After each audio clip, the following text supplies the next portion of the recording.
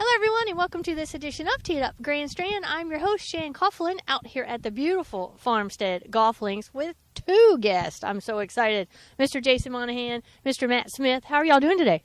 I'm doing well, thank you. Doing great, thanks. Well, and now I know you're doing well because the sun is shining, and you've got to really be doing well because the sun is shining. Tell everyone what you do here, and then we're going to get into a little bit of grass and greens.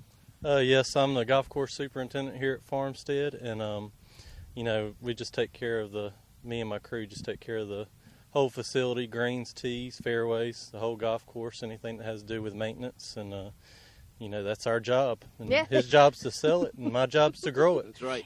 He grows it, we sell it, and we have a great relationship. And he's so calm about it. Yep, my job is just, to take care of everything you come out here to do. And I'm like, man, that's pretty big. I've got to ask a couple questions, though. It has made national headlines, the amount of rainfall this area has taken on. And we're standing out here. First of all, it's a beautiful November day, 70 degrees, folks. Check out your weather if you're up north in the snow and come see us. But we're in the fairways. I mean, this is beautiful. How on earth did you manage that? Just Mother Nature finally let up on us, after 25 inches of rain in about 8 days is what we had here. Mm-hmm. And so far from October until today, we've had about 36 inches of rain. So that's 3 feet of rain. That's like hip height on me. Knee height on you, but hip height on me. You'd need a snorkel by now. Exactly. But and some of the courses, everybody's open. We're getting so many questions about, have they washed into the ocean? No. I mean, all the courses are open, but even some are still on the cart paths. Is it just the drainage here? You can get a little bit technical with us. What goes on out here that's a little different, you think? Basically the drainage here. Our architect, David Johnson, he did a great job as far as designing the golf course and the way our ponds and ditches all tie together, and that helped us tremendously where other courses during this rain event were completely flooded. We weren't bad at all as far as the course being flooded. We had one hole that was flooded, and once the rain let up on us, it drained right back down and we were good to go.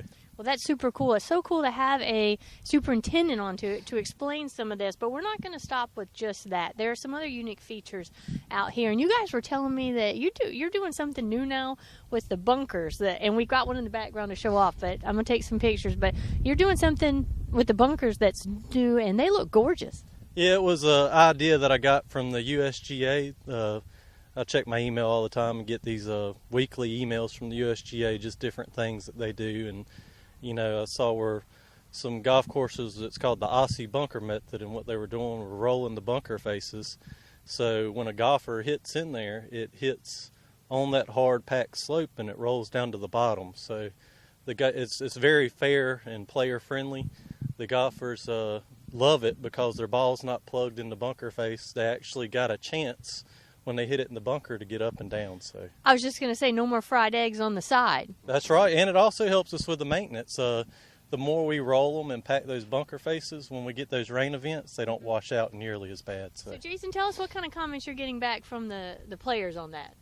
They love it, and one of the things I was going to touch on and kind of elaborate what Matt said is a lot of the things that we look to do, we focus on doing out here, is to make the course player friendly. Mm-hmm. We have such a diverse group of players that come in throughout the entire year from all over the world, your different handicap levels, your different likes of golfers.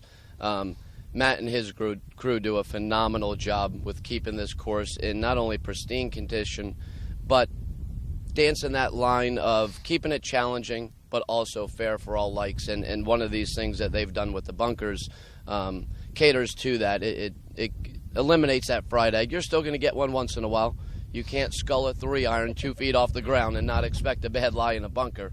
But they're always, every week looking to improve on something, focus on an area to make the course more player-friendly. And that's the objective. People want a well-conditioned course, and they want a player-friendly course. Well, I have to ask you mentioned this. You actually have a 3-iron still?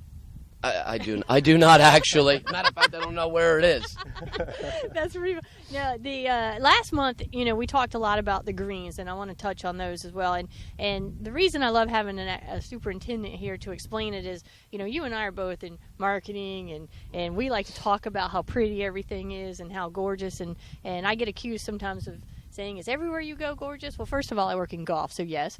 But it's nice to have someone explain how it actually is. And folks, if you're listening on one of our radio apps, we certainly appreciate that. But you're going to want to go to thegolfdirector.com, click on streaming media, or hit up our YouTube channel at The Golf Director, because you're going to want to see where we're standing and what's behind us. We're out here on number 18. The green's behind us. We've got bunkers. People are putting on the putting green. And, again, it's November, and I'm in short sleeves. I love it.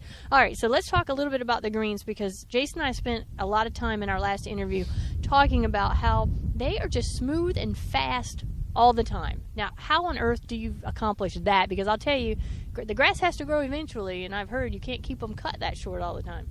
That's right. I mean, it's a tremendous challenge for myself and our crew, but we love to take on that challenge. And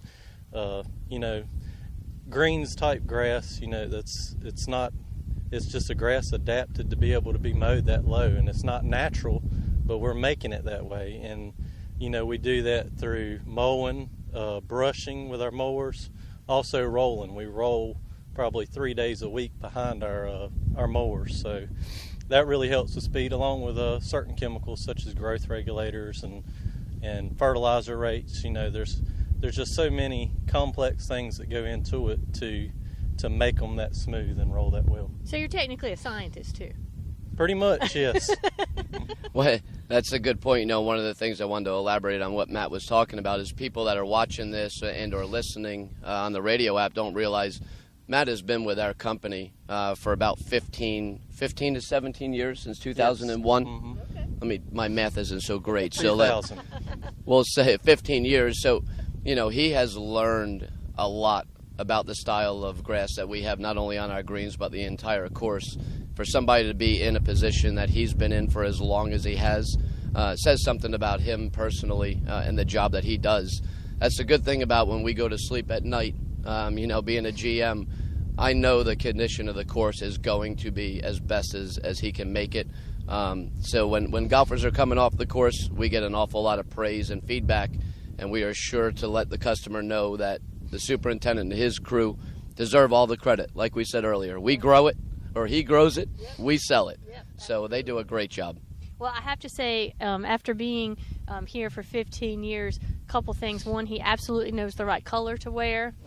You've got on the Chelsea blue. If you have watched or listened to any of our interviews, Jason and I have a little feud when it comes to European football between the Reds and the Blues. But so I'm so happy he was supporting me. And I have to say, you're even wearing blue today. Yes, I am. And now I'm stuck because this is really awkward, and I will have to definitely wear my Liverpool red when we interview next time. And I've got to figure out your hair products, because my hair is blowing all over and yours hasn't moved not one little inch. So thank you guys for having us out here today. Before we go, though, let's end by letting people know how they can get information about the course, how to play the course, and also mention the sister course right across the street. Absolutely. They can. We'd love to have you come out and play. Please visit farmsteadgolflinks.com or give us a call in the golf shop at 910-575-7999. And stay tuned. We'll be doing a little shoot at our sister club, Meadowlands Golf Club. Mm-hmm. And they can access Meadowlands' website through ours. But if they want to go directly there, it's meadowlandsgolf.com. And their number is 910-287-7529. One reason I wanted you to mention that is, folks, nobody likes to, make a trip and only play once. You got to play more than one, and you guys have some great multi-course packages. And also, if you are visiting here for an extended amount of time, or you like to come a lot, check out the memberships that they offer, because these are two beautiful courses, a little off the beaten path, but still only about 20 minutes from the heart of Myrtle Beach, and definitely a high recommendation from us. So, gentlemen, thank you so much for coming out. You're welcome. And thank you for all the work you do to make our job this much easier. Hey, I enjoy doing it. Thank you. All right, folks, this edition of Tee It Up Grand Strand out here at the beautiful Farmstead Golf Links has been produced and broadcast by the Zeus Media Network for thegolfdirector.com.